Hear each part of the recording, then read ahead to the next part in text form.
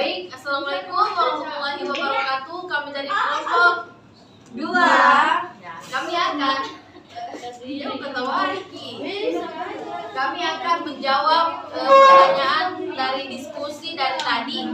Kami dari kelompok 2. Adapun pertanyaan pertama yaitu, silahkan dulu Pak dibacakan. Baik, pertanyaan pertama yaitu di antara beberapa teknik penilaian, teknik manakah yang paling efektif digunakan di TK? Pertanyaan kedua yaitu kelompok 4. Apa tindakan yang diambil jika tujuan manajemen kurikulum tidak tercapai? Pertanyaan ketiga dari kelompok 3 yaitu jika pencapaian tidak tercapai, langkah apa yang diambil? Baik, itulah tadi 3 pertanyaan dari kelompok-kelompok yang lain.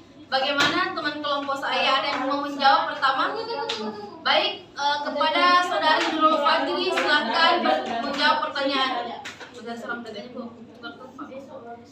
Baik, terima kasih atas kesempatannya. Saya Nurul Fajri akan menjawab pertanyaan dari kelompok 1, yaitu pertanyaan dari Ridatul Aslia. Bunyi pertanyaannya, di antara beberapa teknik penilaian, teknik manakah yang paling efektif diterapkan di TK?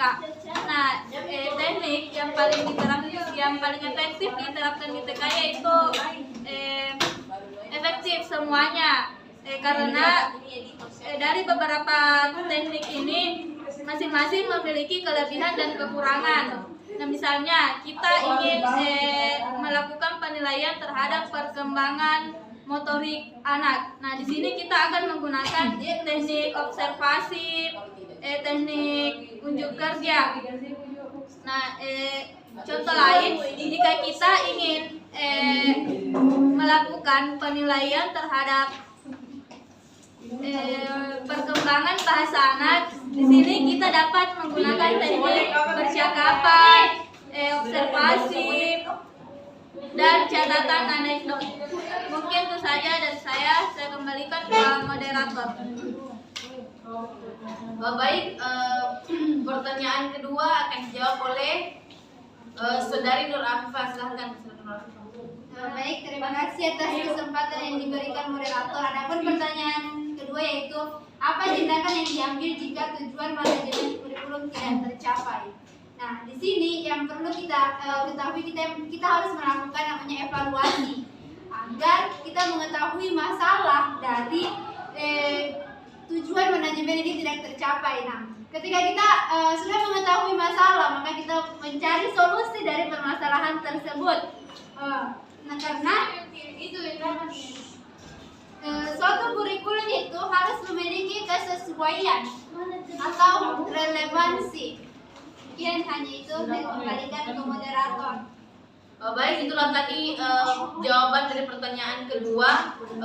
Bagaimana dengan pertanyaan ketiga akan dijawab oleh saudari Karunia Dwi Fajri. Silakan.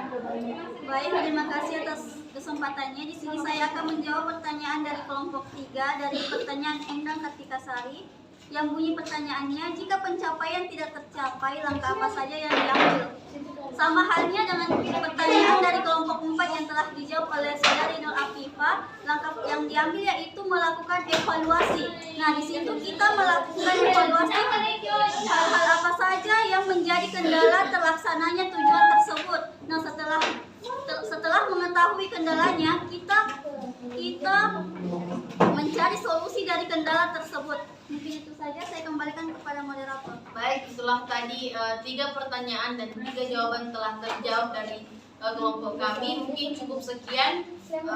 Wabillahi wal hidayah. Wassalamualaikum warahmatullahi wabarakatuh. Waalaikumsalam warahmatullahi wabarakatuh.